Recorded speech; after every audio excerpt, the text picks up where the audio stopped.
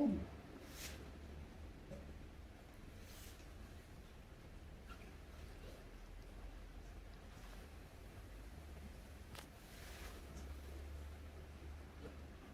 nữa rồi.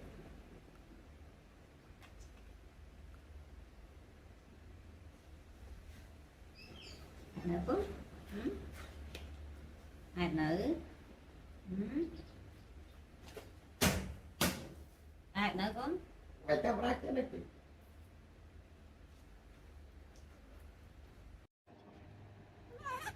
Đi ra. Lấy cho quay còn gì. Cho trong. Chúng mới chứ.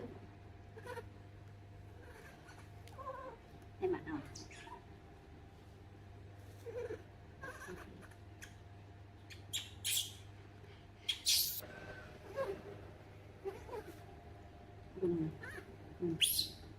Con trai.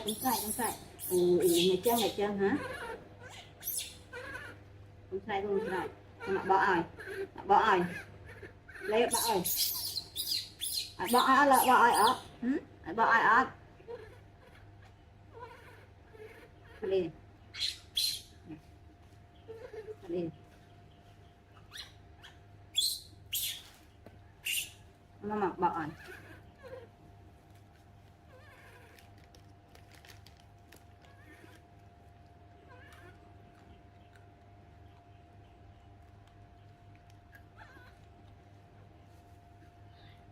Gọi thằng này thằng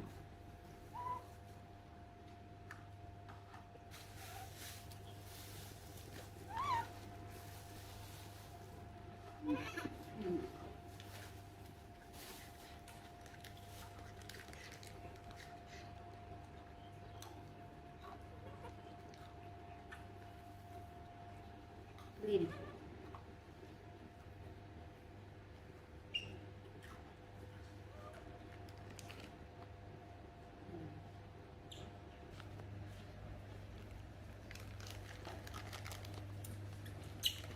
tôi khổ khóc tôi nhỉ này đi cho hết đi cho này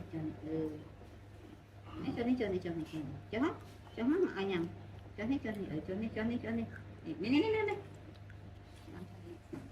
em con này con nào mà ủ nó xanh này này vô tôi khổ nó này tôi khổ nó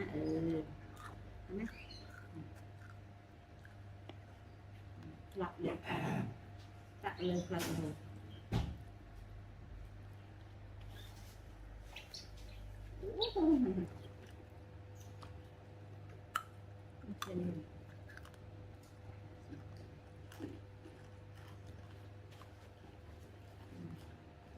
đặt luôn xử lý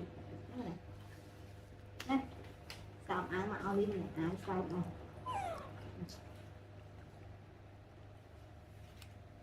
còn mất ít nữa bỏ ít lắm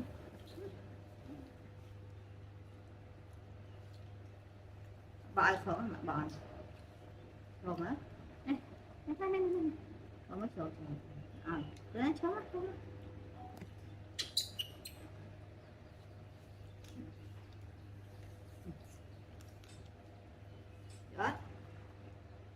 rồi con dọn